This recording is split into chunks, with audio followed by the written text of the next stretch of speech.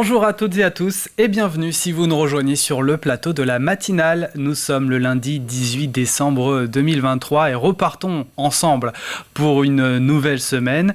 On vous accompagne du lundi au vendredi entre 7h et 9h. Voici ce qui vous attend durant cette demi-heure d'information. Nous parlons des ostréiculteurs et de leurs conditions de travail pas toujours simples, eux qui doivent composer avec la nature. Cette dernière n'a pas toujours été clémente ces derniers mois. On va en parler donc dans un reportage de Colline Davy. Du conseil départemental aussi qui a adopté son budget pour 2024. Il y aura une page sport. Ce matin, il est question de basket et de foot masculin comme féminin. Le rendez-vous aussi avec le journal des sports, ce sera avec Alexandre Lenaour dans quelques instants. Un mot de culture également avec une exposition organisée par le département au Mémorial de la Vendée du côté des Lucs sur Boulogne. Le jeu de la semaine, de la matinale, c'est le tout dernier de l'année à remporter un coffret qui nous vient de la savonnerie des Collines à Saint-Marc-la-Réorte, notre partenaire cette semaine. Pour cela, il faudra répondre à la question que je vais vous poser tout à l'heure avec image et le premier indice pour vous aider bien évidemment. Avant de retrouver toutes ces grandes lignes, passons tout de suite aux prévisions météo du jour. Ciel plutôt dégagé en ce début de journée. Les nuages seront également avec nous, mais n'apporteront pas de pluie. Le temps restera sec. Quelques bancs de brouillard sont possibles par endroit. Température hivernale au petit matin, puisqu'on compte 4 degrés en moyenne à l'est, 6 pour l'ouest. Cet après-midi, le département sera coupé en deux. Voilà, du gris et très peu probable de retrouver des éclaircies du côté de l'ouest. Plus dégagé à l'est, mais avec des nuages tout de même. Mercure affichera au meilleur de la journée entre 7 et 9 degrés dans le département. Après la météo, voici la carte des marées. La pleine mer est prévue à 8h33. La prochaine, c'est dans la soirée pour 21h15. Entre les deux, nous avons la basse mer à 14h38. Dans l'après-midi, coefficient marée 71-67. Les marchés alimentaires, alors on a Noirmoutier, les Sables d'Olonne ou alors comme vous pouvez le voir, Jars-sur-Mer. Vous l'avez compris, ça se passe du côté du littoral ce jour, mais il y a aussi un marché alimentaire qu'on n'oublie pas dans le sud-est de la Vendée, du côté de Benay. Nous sommes le lundi 18 décembre 2023 et le 18 décembre, nous embrassons les Braillannes et les Briacs. Depuis plusieurs années, ce jour, nous célébrons la langue arabe. Cette langue est parlée par 422 millions de personnes dans le monde. Il semble que des personnalités fêtent leur anniversaire. Il y a celui de Brad Pitt, 60 ans. Un autre acteur français, cette fois, est né le même jour, exactement le même jour. Il s'agit de Olivier Broche. Laurent Voulzy a quant à lui 75 ans. Je vous donne le dicton du jour. Écoutez bien, la neige de l'Avent ne dure pas longtemps. 17h19, c'est l'heure à laquelle le soleil va se coucher ce soir. Voilà pour les quelques infos pratiques. Place au journal 100% Vendée de la rédaction.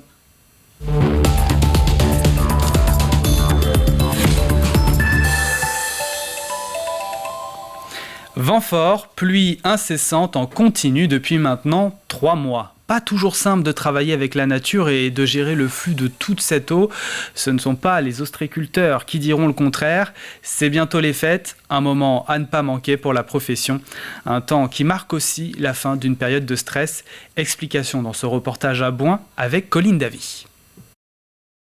Les marées débordent dans le nord du département. Ici, il est tombé plus de 300 mm en 3 semaines entre octobre et novembre. Et la pluie continue, déjà plus de 100 mm comptabilisés sur le mois de décembre. La difficulté, c'est que le réchauffement climatique et les aléas que nous connaissons font que nous avons beaucoup plus de précipitations et dans un temps beaucoup plus rapproché. Il n'y a pas plus d'eau qu'avant, mais elle tombe plus rapidement et dans des périodes beaucoup plus denses. Et il faut gérer ces niveaux d'eau, ce qui pose beaucoup de difficultés, tant du point de vue des professionnels de la mer notamment, je pense aux ostréiculteurs, mais également aux agriculteurs, que du côté aussi des habitations. Parmi ceux qui regardent de près la gestion de l'eau, il y a donc les ostréiculteurs.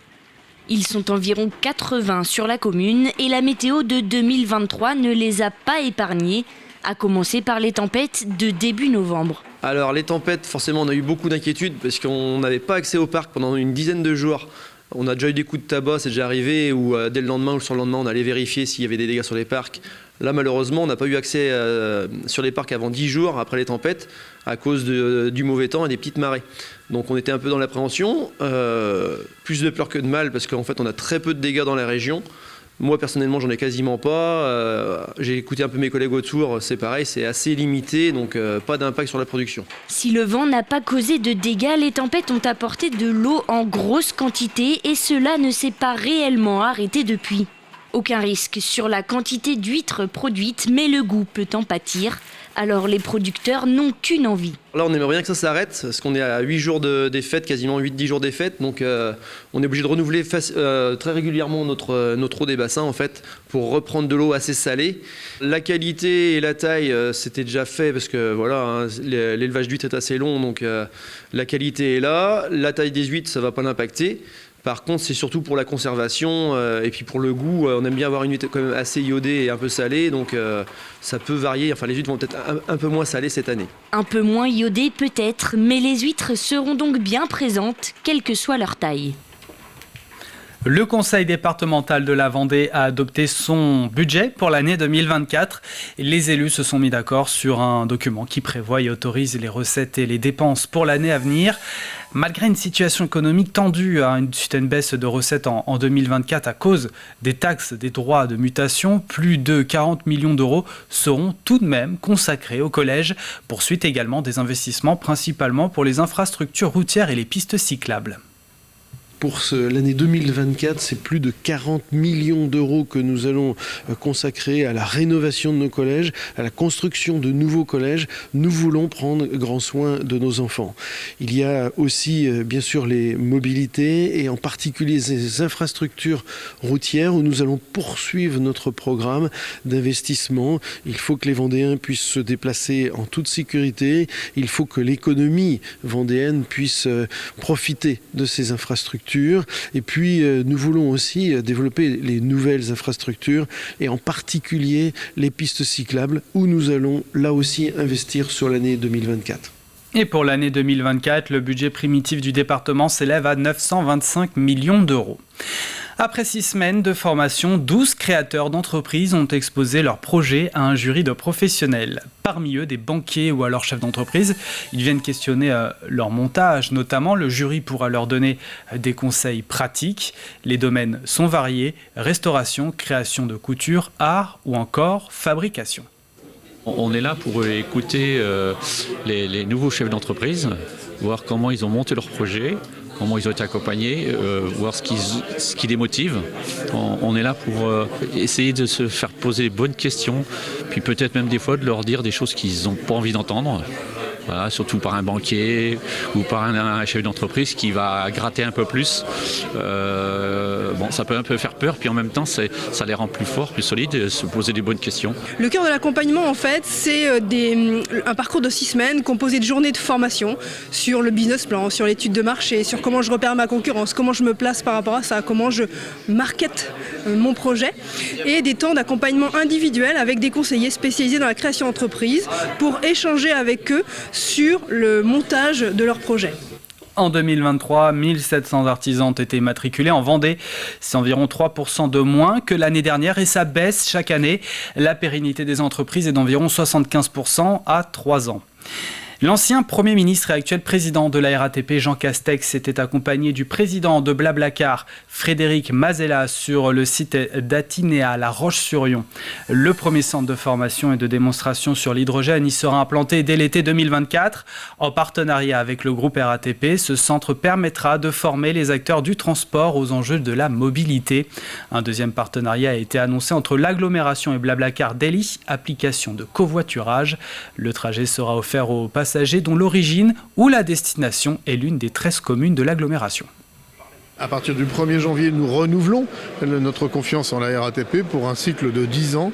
10 ans, pendant ces 10 ans, nous allons déplacer le centre de bus qui est aujourd'hui boulevard Leclerc à La Roche-sur-Yon et qui va venir sur le site Atinéa, ex-site Michelin. Nous allons ouvrir cette école donc, de formation, ce centre de formation.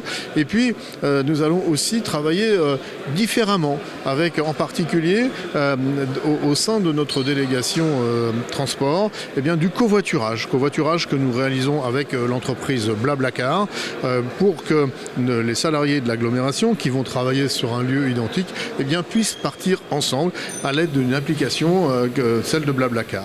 On ouvre une page sport avec du foot. Pour commencer la 12e journée de National 2, le Vendée Les Herbiers Football recevait Saumur samedi soir au stade Massabielle. Les Herbretais l'ont emporté 2-0 avec de nombreuses occasions en première période et l'ouverture du score par Benjamin Brélivet sur coup franc. Un deuxième but de Maxime Carnero à la 56e minute permet au VHF de remporter donc le match et de prendre la tête du classement de National 2. Les mots de l'entraîneur du club vendéen, Laurent David. Pour tout vous dire, on redoutait ce match.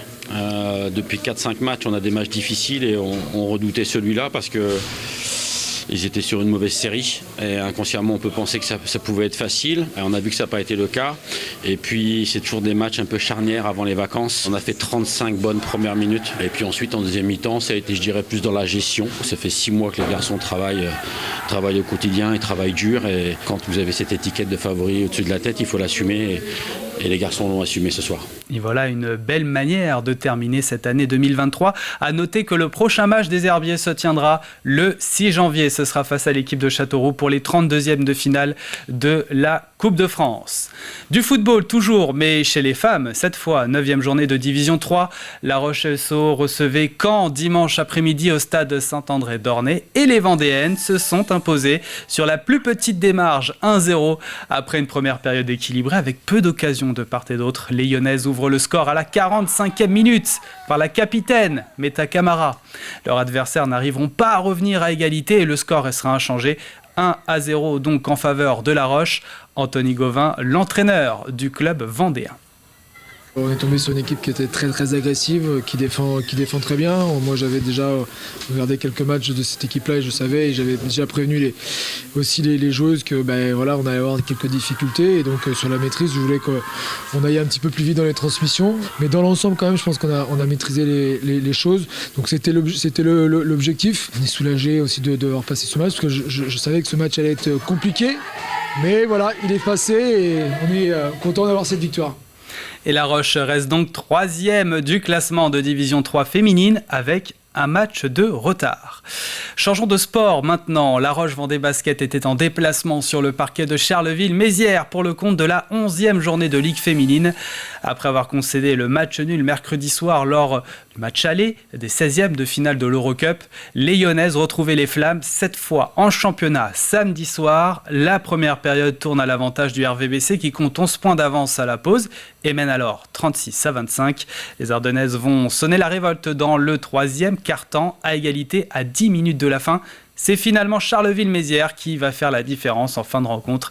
Les Lyonnaises s'inclinent finalement 64-59 pour cette dernière journée de phase allée du championnat. Prochain rendez-vous, ce sera dès mercredi soir aux Oudéry pour le match retour des 16e de finale. De nouveau face à Charleville-Mézières. Basket toujours, le Vendée International Basket Tournament.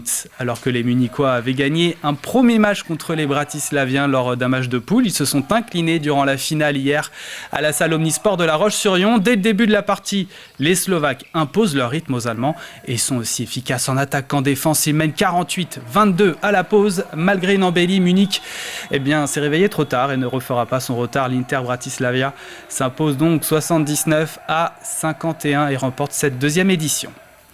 Et puis nous terminons par de la culture. Alexandre Solzhenitsyn à l'honneur pour les 30 ans de sa venue dans le département. Septembre 1993, le dissident soviétique prix Nobel de littérature inaugure le mémorial de Vendée. Une grande exposition lui est, depuis ce week-end, consacrée jusqu'au 9 juin prochain. Exposition qui retrace justement les principales étapes de sa vie tout en rappelant le contexte politique et social de l'époque en URSS, de la Révolution de 1917 à la chute du mur de Berlin. Nous plongeons au cœur du XXe siècle grâce à une scénographie immersive ponctuée de 6 projections. Un élément important dans cette expo qui est un manuscrit, le seul manuscrit écrit par Alexandre Solzhenitsyn qui se trouve hors de Russie et qui est présent dans cette expo, qui nous a été prêté par l'Institut de France et qui a été donné à l'Institut de France par Natalia Solzhenitsyn, la femme d'Alexandre Solzhenitsyn. Alors c'est un manuscrit qui met en parallèle deux événements, la guerre civile russe et la Révolution française. Alexandre Solzhenitsyn, il est lié à la Vendée pour ça, c'est qu'il a fait le parallèle entre la guerre civile russe et la Révolution française, et entre la guerre de Vendée particulièrement et la guerre civile, les batailles de Tambov. Voilà, on a ce lien qui est cher au cœur d'Alexandre Solzhenitsyn. Et voilà pour l'actualité en Vendée, vous savez tout. Place tout de suite aux prévisions météo détaillées du jour de ce 18 décembre. Ciel plutôt dégagé en début de journée, les éclaircies font quelques belles apparitions. Les nuages seront également là avec nous, ici ou là, mais n'apporteront pas de pluie. Quelques bancs de brouillard aussi sont possibles par endroits. Prudence si vous prenez la route où la visibilité peut être réduite. Température hivernale au petit matin, 3 degrés à Fontenay-le-Comte et Pouzauges, 4 à Chantonnay, Saint-Hermine, Montaigu-Vendée et Palluau, 5 dans les rues de la Roche-sur-Yon, 6 à Notre-Dame-de-Mont et les Sables-d'Olonne, 7 degrés sur Noirmoutier. Cet après-midi, le département sera coupé en deux. Du gris près du littoral, dégagé dans les terres. Le mercure affichera au milieu de la journée de 7 à 9 degrés en Vendée. Demain, le temps sera couvert, mais le thermomètre va grimper. Nous en reparlerons bien évidemment. Voilà, c'est la fin de ce Flash Info. À retrouver dans quelques instants le jeu avec une toute nouvelle question. Comme à chaque début de semaine, la question donc arrive. Le premier indice, également, restez bien avec nous. Mais avant, on retrouve donc le journal des sports. C'est parti. Et le journal des sports, c'est avec Alexandre Le Naour. Bonjour Alexandre. Bonjour François. Et on démarre avec du basket, 11e journée de Ligue féminine. Samedi soir, le RVBC retrouvait de nouveau Charleville-Mézières. Et oui, de nouveau, car elles se sont déjà retrouvées. C'était en début de semaine dernière, mercredi en 16e de finale, aller d'Eurocup. Cette fois, rendez-vous en championnat. Le début de partie tourne à l'avantage des Flammes, mais porté par Assitan. Connay-la-Roche prend la main à la fin du premier quart, 20-13. Une avance qui s'accentue dans le deuxième quart-temps. Charleville tente de limiter la casse, mais à la pause, le RVBC compte 11 points d'avance et mène 36-25, mais les Ardennaises sonnent la révolte au retour des vestiaires. En à peine 5 minutes, elles reviennent au score, 41 partout, passeront même devant, mais le RVBC s'accroche, 51-51, mais le quatrième quart-temps va tourner à l'avantage des locales, cette fois plus solide. En fin de rencontre, résultat, une défaite 64-59 pour La Roche. Et bien, rendez-vous désormais dès mercredi soir pour le 16e de finale retour de cette Eurocup, et ce sera aux Oudéry, François. Et on poursuit avec du basket, toujours. Depuis jeudi se tenait le Vendée International Basket tournoi masculin des joueurs de moins de 18 ans. Ça se passait à La Roche et hier après-midi a eu lieu la finale du tournoi. C'est ça, 4 jours de tournoi qui s'achevait donc hier dimanche à la salle Omnisport. L'objectif de cet événement organisé par la CEPA, c'est de réunir à mi-saison un plateau d'équipes françaises et étrangères en vue de préparer la deuxième partie de saison. Cette formation était en tout cas présente pour cette deuxième édition. Les Sables-d'Olonne et Cholet côté français, et puis on a aussi retrouvé Bratislava, Belgrade, Munich, Rome ou encore la SNM Academy de San Antonio pour les équipes étrangères. Et la finale, vous le voyez ici à l'image, opposé d'un côté Munich en maillot noir aux Slovaques de Bratislava en jaune. Et dès l'entame, ce sont les Slovaques qui vont imposer leur rythme, une efficacité en attaque couplée à une bonne défense. En face, les Bavarois peinent à déployer leur jeu. Bratislava mène donc très largement à la pause, 48-22, une avance très confortable qui grandit encore au fil de la deuxième période. Malgré une embellie en fin de rencontre, Munich se réveille trop tard et ne refait pas son retard. Les Slovaques de l'Inter Bratislava s'imposent donc 79-51 et remportent cette deuxième édition du Vendée International Basket Tournament. Je vous propose d'entendre le coach de cette équipe, André Bachmann, propos recueillis et traduits par Ambroise Robet. Mon équipe m'a surprise. On a bien joué, avec intensité, on a joué vite, on a joué agressif, avec précision et beaucoup de confiance en nous. Au début du tournoi, on ne savait pas où on allait atterrir, parce qu'on vient de l'Est de l'Europe. C'est un autre basket qui est joué là-bas. On ne pensait pas gagner. Honnêtement, on espérait gagner un match. Mais nous sommes victorieux aujourd'hui. C'est merveilleux. Et prenons en direction les terrains de football. Maintenant, Alexandre, plusieurs rendez-vous étaient au programme du week-end et on commence aux Herbiers samedi soir. Le VHF affrontait Saumur pour la 12e journée de National 2. Et Massabielle, une rencontre de championnat entre deux équipes qui n'ont pas vraiment grand-chose en commun en cette fin de saison. Rendez-vous compte, les Herbiers n'ont pas perdu depuis plus de 3 mois et sont 2e au classement. En face, tout l'inverse. Saumur est avant-dernier et reste sur 4 défaites de rang. Et rapidement, dans cette rencontre, eh bien, on va le voir à l'image. Alors déjà, les Herbiers sont en rouge, bien sûr, vous le savez. Rapidement, les Herbiers se montrent avec Youssouf Soukouna qui bute sur le portier saumurois. Bellamine Drame, de nouveau mis à contribution sur cette frappe lointaine d'Erwin Taha. Le VHF domine et concrétise à la 22e minute. Benjamin Brélivet débloque le match sur coup franc direct, 1-0 pour les Herbiers. Dans la foulée, Valentin Rémy à la balle du break, mais ouvre trop son pied.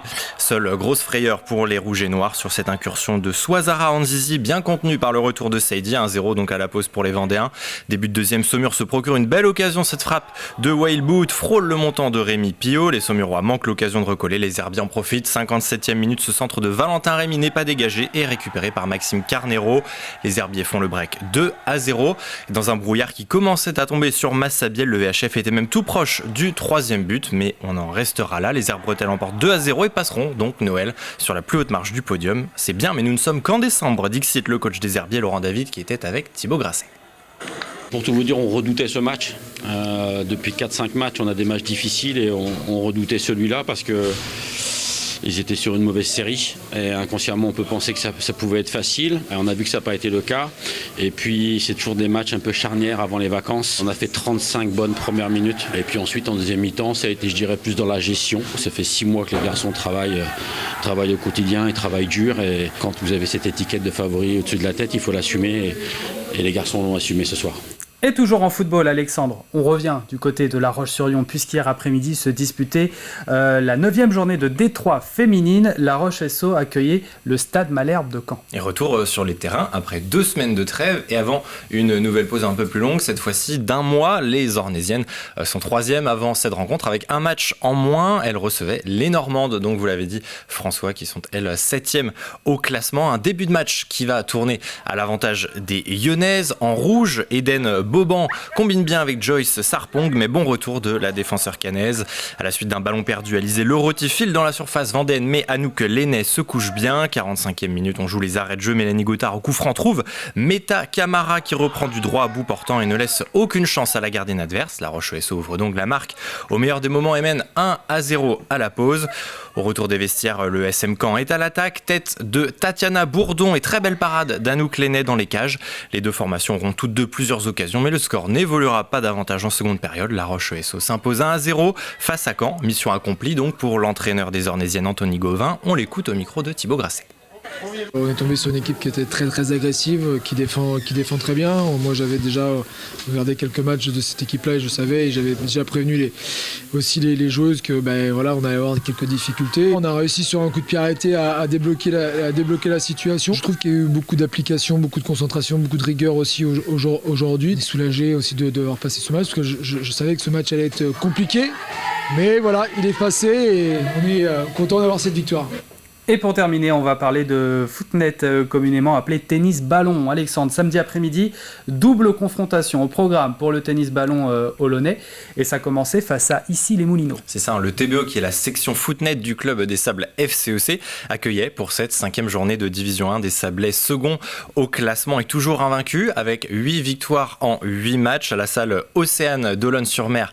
Vous l'avez dit d'abord, François, la journée s'ouvrait avec une confrontation face aux Icéens emmenés par le champion du monde William Rambaud. Et bien le TBO décroche un premier succès assez facile sans trembler, 3-7-0. Et puis vous le voyez ici, second match de l'après-midi, c'était une opposition face aux Pirates d'Évreux. Les Sablais sont eux en maillot rouge et blanc au premier plan, et comme face à Issy-les-Moulineaux, les Vendéens ont tenu leur rang après 2 premiers sets empochés par le TBO. Les Normands s'adjugent le 3e set, mais les Sablais vont finalement s'imposer 15-13 dans une dernière manche très âprement disputée. Victoire 3-7-1 donc, et 2/2 pour les Vendéens sur cette 5e journée. Le TBO poursuit son sans faute avant une prochaine journée qui s'annonce explosive. On écoute Kevin Castellao, le coach du TBO, propos recueillis par Ambroise Robet.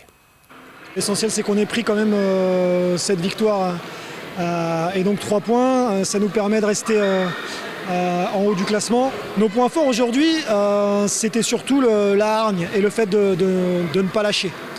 C'est vraiment ça qui nous a permis de prendre 6 points aujourd'hui. Ça nous fait donc maintenant 10 victoires en 10 matchs en Division 1, ce qui nous positionne en 2e place derrière Nantes qui a également fait 10 victoires. Et prochaine journée, donc on sera à Nantes pour le choc des 2 premiers. Et puis François, bien qu'il dit dernier journal des sports avant Noël, dit aussi évidemment pull de Noël. Alors quelques images en guise d'amuse-bouche avant le 85 chrono de ce soir, des images des herbiers où se déroulaient ce week-end les courses du Père Noël, avec notamment la haute course de 132 km. Et pour tout savoir de cette épreuve dont vous voyez ici le départ, rendez-vous notamment ce soir à partir de 18h45, donc 85 chrono, on saura tout, mais vraiment tout de cette course. Et voilà une belle manière de conclure. Très beau pull, Alexandre. Alexandre. Allez, on passe au jeu tout de suite. Le jeu de la semaine, c'est parti.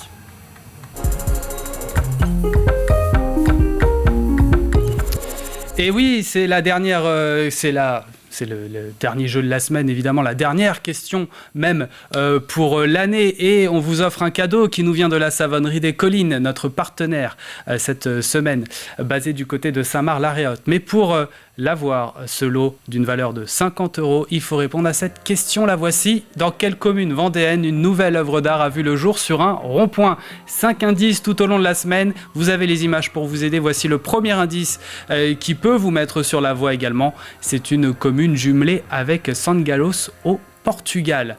Pour jouer, c'est sur notre site internet tvvendée.fr. L'info revient à 12h30, l'info 100% locale. Passez une excellente journée sur TV Vendée.